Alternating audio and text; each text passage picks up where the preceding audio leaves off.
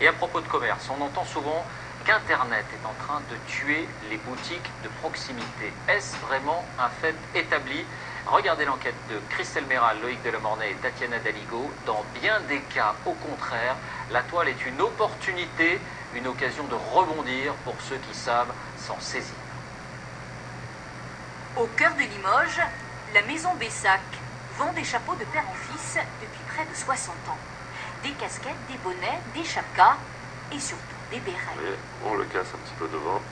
Il lui donner une petite forme un peu comme ça. Oui, c'est vrai. C'est là qu'il devient joli. Mais depuis 3 ans, le patron vend aussi ses bérets sur Internet. Encore un petit peu de béret. Ça ne suffit pas la vente en magasin? Si, la vente en magasin peut suffire, mais c'était pour étendre un petit peu nos ventes, pour donner un petit peu d'envergure au béret et puis pouvoir le vendre dans le monde entier. Dans le monde entier. Oui, ça va très bien. C'est entre midi et 2 heures, quand son magasin ferme, qu'il s'occupe de sa boutique en ligne. Sa page web lui a coûté 10 000 euros. Il paye en plus 450 euros par mois à un célèbre moteur de recherche pour apparaître en priorité quand on tape ses mots-clés. C'est une vitrine, hein, c'est comme un magasin. Plus on apparaît tôt, plus on est vu, plus on a de chance de vendre. Et ici, on apparaît en deuxième, donc ça nous permet d'avoir un visuel tout de suite pour les clients, pour les gens qui ont tapé Béret Basque, de tout de suite trouver le site qui correspond. Ce commerçant a rentabilisé son site en 1 an et demi, grâce à ses commandes Internet, 4 par jour en moyenne. On pensait vendre en France en priorité, et aujourd'hui on vend partout dans le monde. Ces bérets, il les vend aux États-Unis, en Australie ou encore ici, à Londres. À ces Anglais amoureux de la France qui se protègent du crachin avec leurs bérets. C'est imperméable pour le mauvais temps. C'est très joli. Un achat en ligne, 39 euros pièce et 15 euros de livraison. Si vous voulez le béret authentique, c'est très difficile de le trouver ici.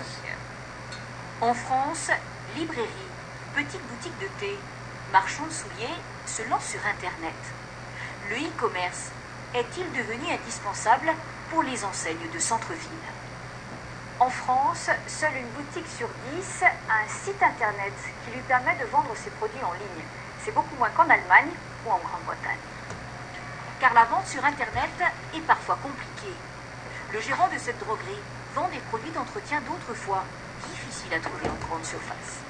En caustique, lessive naturelle, amidon pour linge.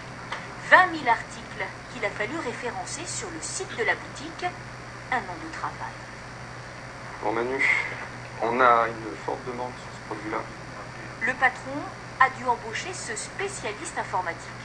2 000 euros par mois, c'est le prix à payer. Question de survie. Il y a d'autres enseignes qui se sont mises sur le marché. Des très gros sites de distribution. On avait dit qu'on avait notre part à y prendre. C'est pour ça qu'on s'est lancé à fond là-dedans. À Limoges, un conseiller numérique a même été nommé pour aider les commerçants. Il a rendez-vous avec la responsable de cette boutique de lingerie. Je voudrais montrer toute la palette de mes articles, justement la grandeur et tout, la qualité, la taille et tout. En moyenne, il faut 6 mois à un petit commerçant pour créer son site de vente en ligne.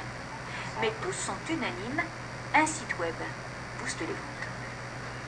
En bref, la mort d'une fillette de 8 ans dans l'incendie